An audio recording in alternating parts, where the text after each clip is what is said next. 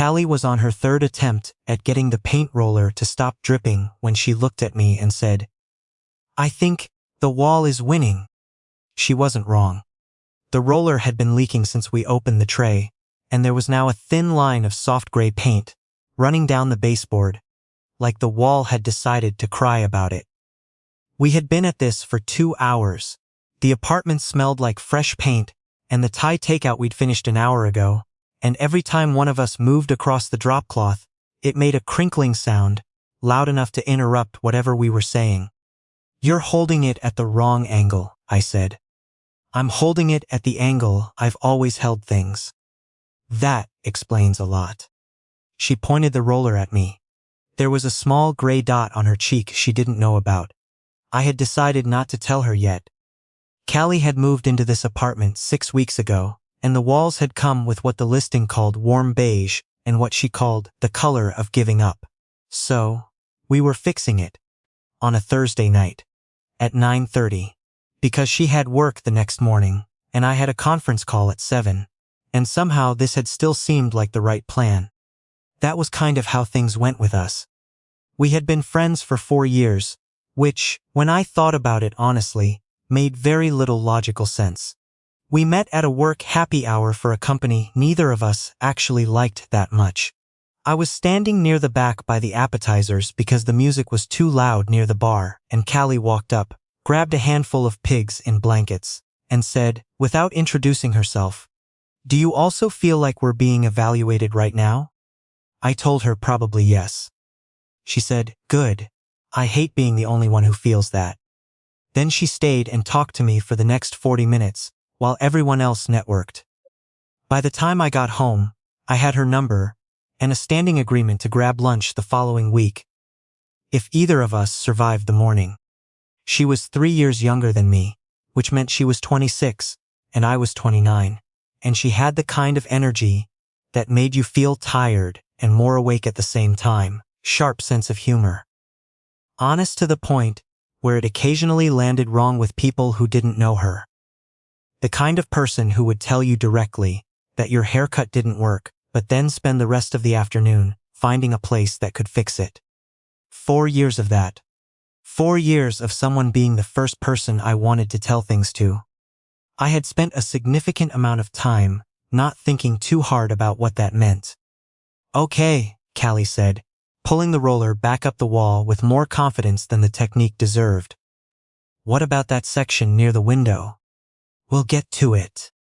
"You keep saying that." "Because we will." She gave me a look. It was the look she used when she thought I was managing her, which was its own specific expression. Separate from the look she used when she thought I was wrong about something, which was different from the one she used when she was trying not to laugh.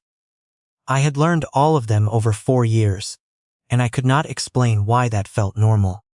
We covered about half the main wall before she declared a break and dropped onto the plastic-sheeted floor with her back against the unpainted section. I sat down a few feet away. The apartment was mostly bare still. A couch she'd had since college, a lamp with a shade slightly too big for the base, a bookshelf that had been assembled incorrectly on one side and leaned about 3 degrees to the left. She'd told me it was intentional. I had not believed her. "My mom asked about you again," she said. "What did she want to know?" "Whether you were still around." Callie pulled a strand of hair out of her ponytail and looked at it.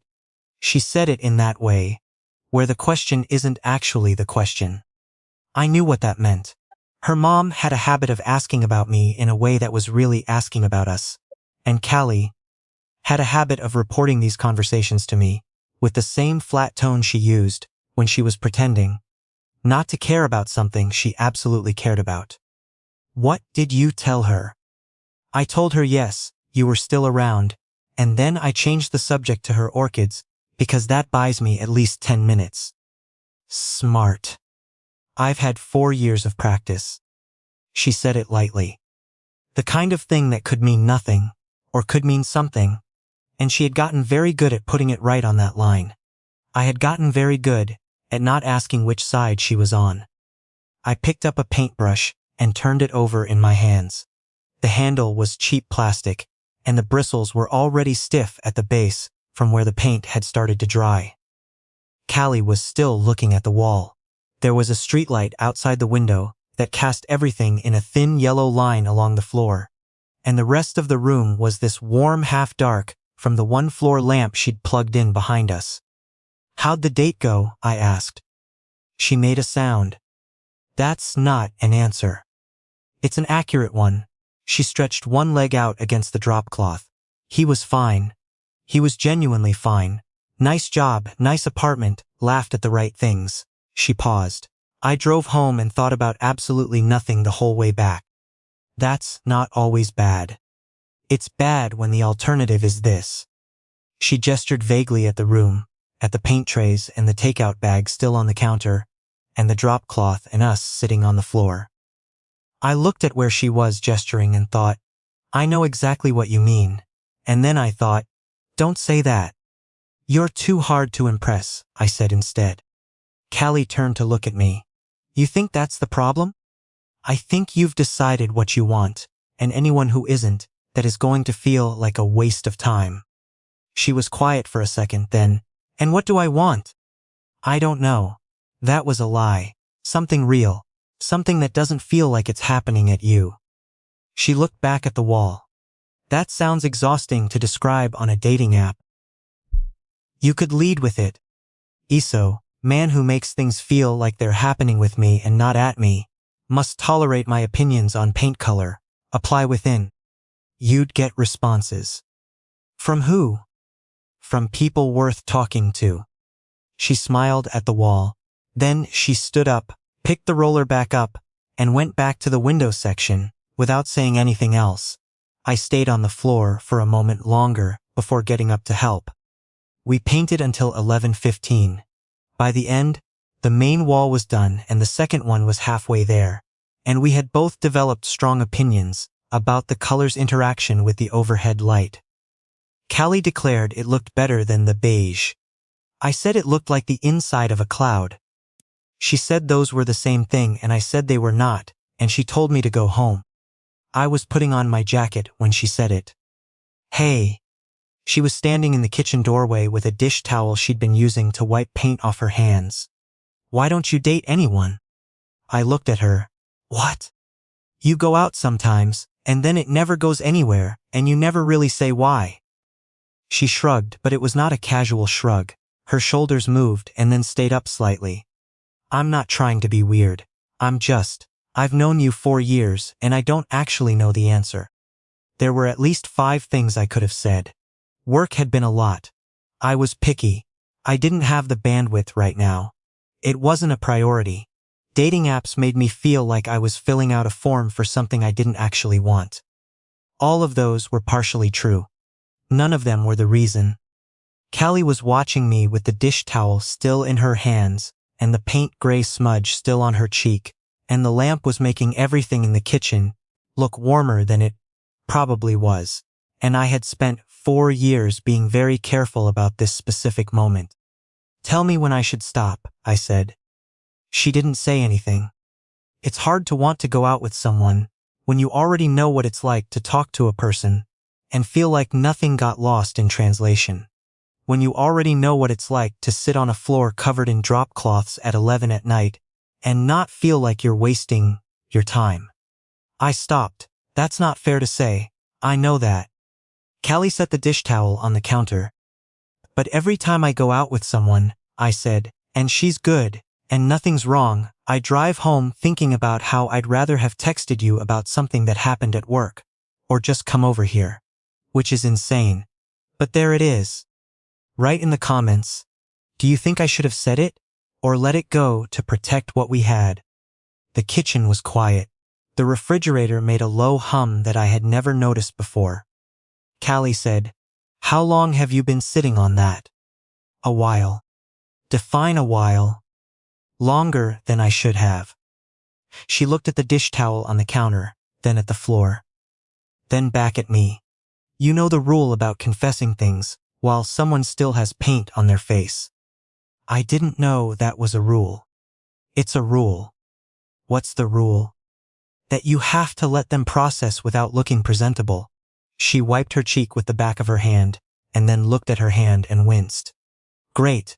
It's on my hand now too. There's a smudge still. Where? I pointed. She rubbed at it, and only made it worse. For a second, it cracked open the tension, enough that I could breathe. Then she set her hand down on the counter and looked at me without the deflection. I've gone out with people too, she said. You know that. I know. And I always think they're fine, and then I come home and call you and tell you about it, and then we talk until midnight, and that's the conversation I actually wanted. She pressed her lips together. I didn't know that meant something. Or I did know and I didn't want it to. I leaned against the doorframe.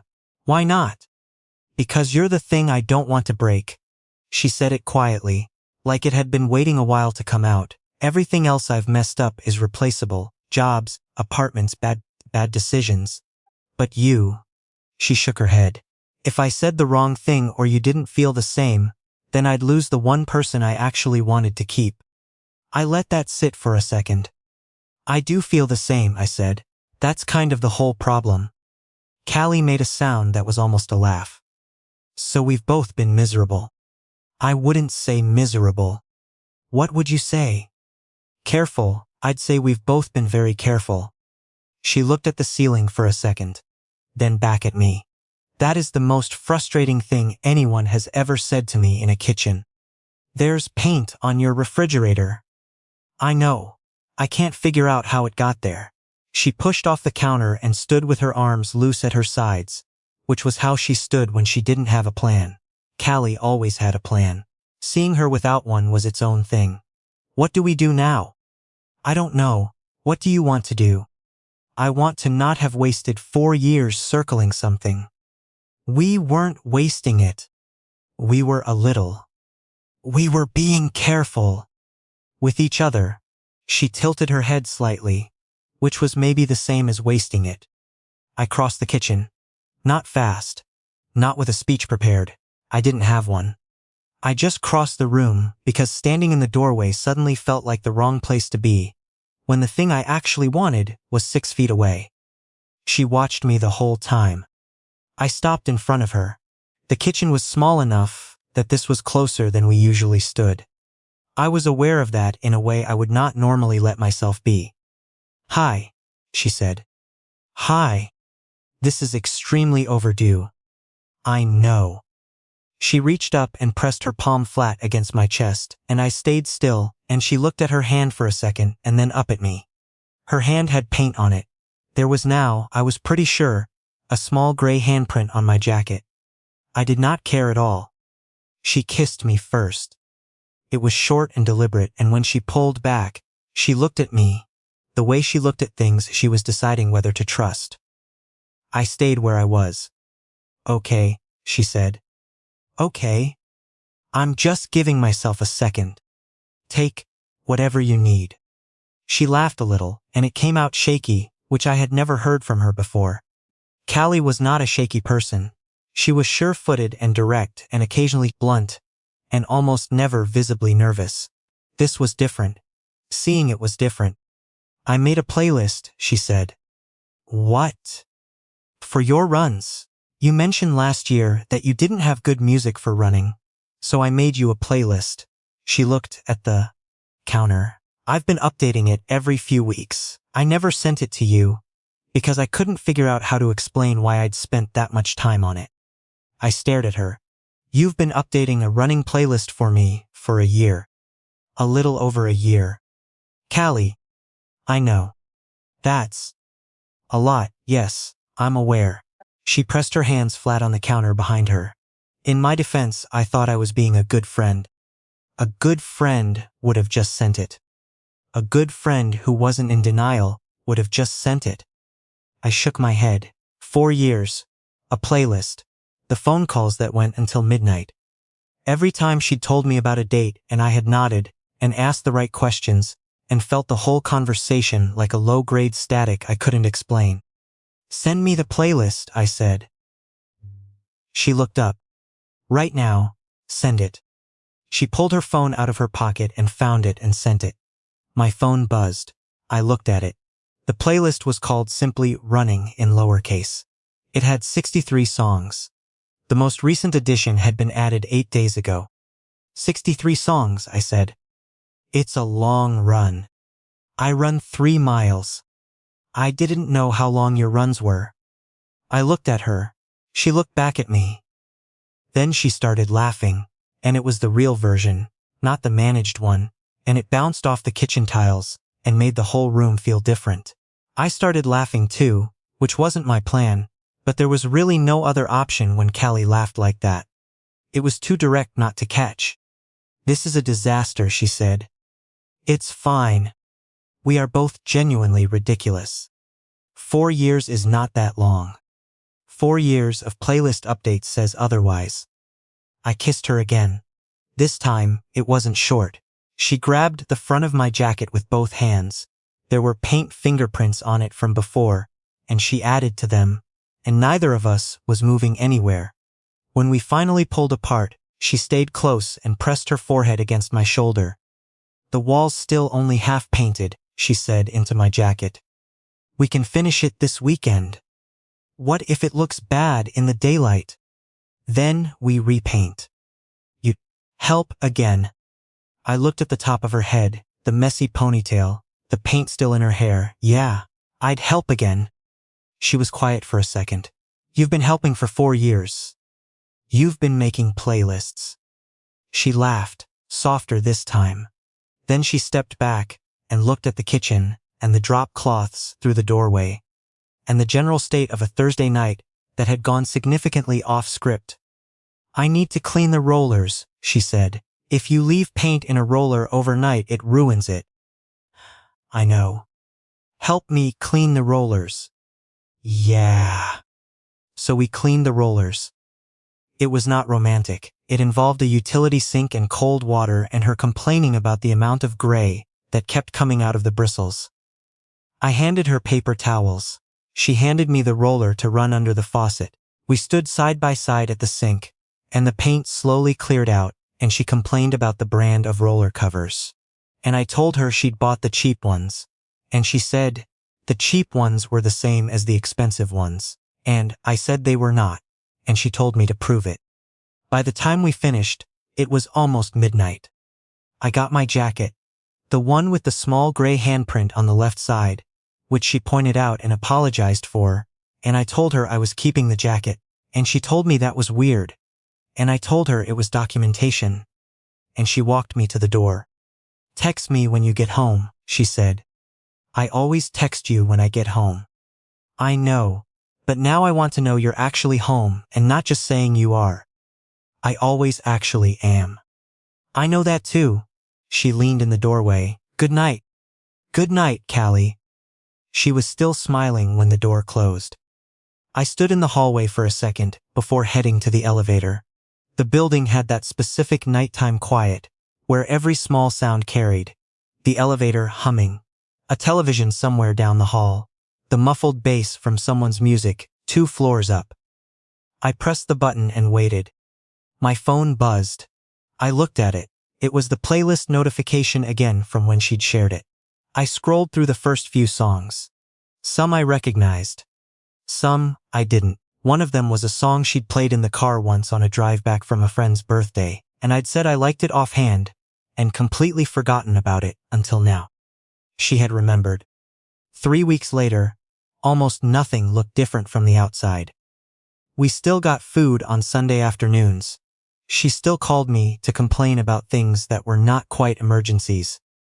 I still drove out of my way to pick her up when the weather was bad, because she refused to buy an umbrella that lasted more than 2 months. But she had finished the apartment. Both walls, plus the accent wall in the bedroom she'd been nervous about, which came out better than either of us expected. I had helped with the trim, because she had no patience for small brushes. One Saturday morning, I showed up with coffee and let myself in with the key she'd given me before any of this. And she was standing in the living room, looking at the finished wall with her arms crossed and her head tilted slightly. The morning light came through the window at the angle, where the gray paint looked almost blue. Still like it? I asked. She considered it. I like it more than I thought I would. I handed her the coffee. She took it without looking away from the wall. My mom is going to ask again, she said. What you are? What are you going to tell her? She finally looked at me. The truth, probably. What's the truth? Callie took a sip of her coffee. Then she looked back at the wall, and there was something in her expression that was not quite a smile, but was better than one. That you showed up to help me paint at 9:30 on a Thursday and stayed until midnight and came back to do the trim, she said, and that I've been making you playlist for a year and I finally admitted it, and that my mom should probably update her orchid watering schedule because that strategy isn't working anymore. I laughed. She bumped her shoulder into mine and stayed there. For a long time, I had thought the safest way to have Callie in my life was to keep her exactly where she was, close enough to be real, far enough to be safe. It had felt like the smart move, the one that kept things intact. Standing in her apartment on a Saturday morning with cold coffee and gray-blue walls, and 63 songs I hadn't listened to yet. I couldn't figure out what exactly I thought I'd been protecting. She had been there the whole time. I had just been too careful to say so. I keep thinking about how long I stood in Callie's hallway after the door closed. 30 seconds, maybe. Long enough to feel how different the air was on that side of it. 4 years is a strange thing to look back on all at once. You don't notice it while it's happening. You just show up. You help with the paint. You answer the phone. You sit on the floor of someone's apartment and eat Thai food off paper plates and think, this is just what we do. This is just how it is, without ever asking yourself why it feels easier than anything else in your life. What I've had to sit with is this. The fear I thought was protecting something was actually the thing doing the damage. I told myself I was being careful with Callie because she mattered too much to risk. But careful, if you hold it long enough, starts to look a lot like avoidance. And avoidance has a cost. You pay it slowly. In all the things you don't say, in every dinner that ends fine and leaves you hollow, in every honest moment you deflect into a joke, because honesty feels too close to the edge. There's a version of integrity I didn't fully understand until that Thursday night in her kitchen. I always thought being a good person in a friendship meant showing up when she needed help, not making things complicated, keeping the peace. And those things matter. But there's another layer to it. The part where you owe the people you care about your actual truth, not just your useful self. Callie had been making me a playlist for over a year, 63 songs. She was doing the honest thing in the only language she could manage at the time. I was doing the comfortable thing and calling it consideration. The clearer I get on this, the more I think honesty takes a kind of courage that isn't loud. It's not dramatic. It's just standing in a small kitchen at 11 at night and saying the thing you've been rotating around for 4 years, knowing you might walk out with nothing. That's what it actually costs. And you can't think your way past it. At some point, you have to say the sentence. Callie said it too, in her own way. She told me about the playlist. She could have kept that. It would have been easy to never mention it, to let the night end at good night and go back to careful. She didn't. That took something. Not recklessness, something more patient than that. The willingness to be seen even when being seen is the scariest part. I don't think either of us was wrong for being afraid. Fear makes sense when something actually matters. But I understand now that you can respect the fear and still decide to move anyway. That's the part that was missing. Not the feeling, not even the awareness. Just the decision to act on what I already knew. The gray handprint is still on my jacket. I've washed it once. It's faded but it's there. I'm leaving it.